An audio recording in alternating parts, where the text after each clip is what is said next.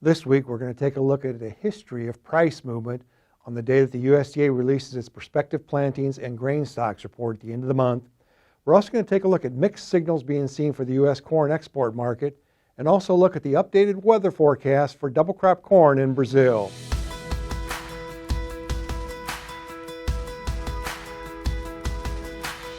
Hi, this is Brian Basting with Advanced Trading.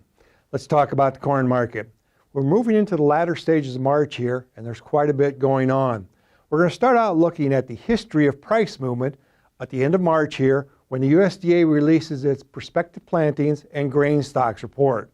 Let's take a look at that history. What this slide does is look at the change on the day that these reports are released for old crop corn, CK, and new crop corn futures, CZ. You can see there's quite a bit of potential volatility there. Every year is different, and it's not a guarantee, of course, that there's going to be this type of volatility this year. But look at those trends over time. One year to the next, not much pattern. One year could be higher, and next year lower, and vice versa. And look at the last few years. Much more volatility in general the last few years, so much more financial impact on your operation. Here's the key message. We strongly encourage you to work closely with your trusted risk management advisor to have your risk management positions in place for both old and new crop futures prior to the release of these reports on Friday, March 31st. Let's shift gears now and look at trends in U.S. corn exports.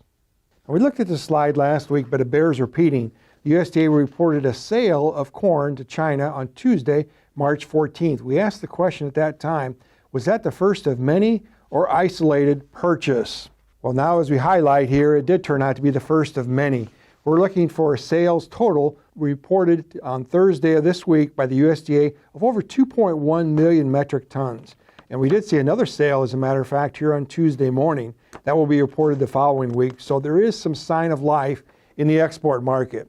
But there's also some mixed signals being seen. What this slide looks at is year-to-date Western Hemisphere corn exports.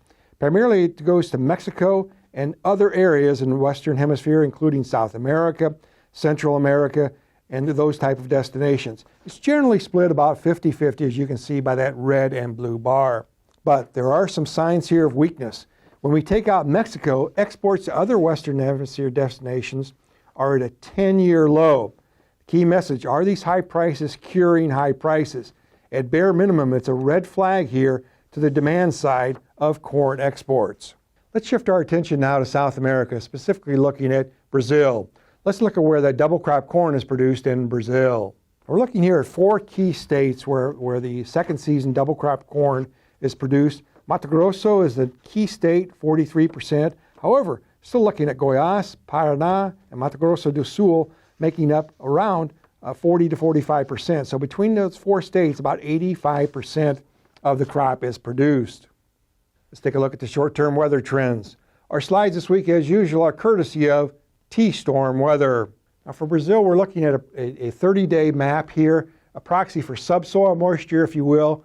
Looking at those areas that we just highlighted, there really isn't any sign of abnormal conditions, neither too wet nor too dry. Moving on to 60 days, this is deep subsoil.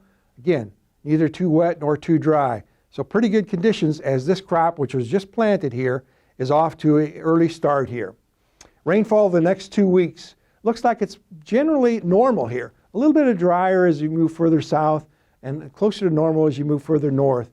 But really no signs of any dramatic weather trends at this moment. Here's a key message.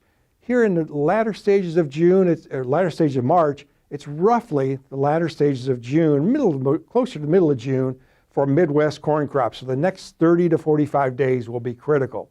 As we wrap things up looking at Brazil, let's look at some historical rainfall patterns. Now, this slide is again courtesy of T-storm weather, just looking at rainfall by month in central Brazil. Key message, look at how rapidly that rainfall drops off from March to April. We just talked about if we're in the middle of June, really it's important to see rainfall between now and the middle of April, because as you can see, moving into May, rainfall drops dramatically in those areas. Let's wrap things up this week looking at trends in December corn futures.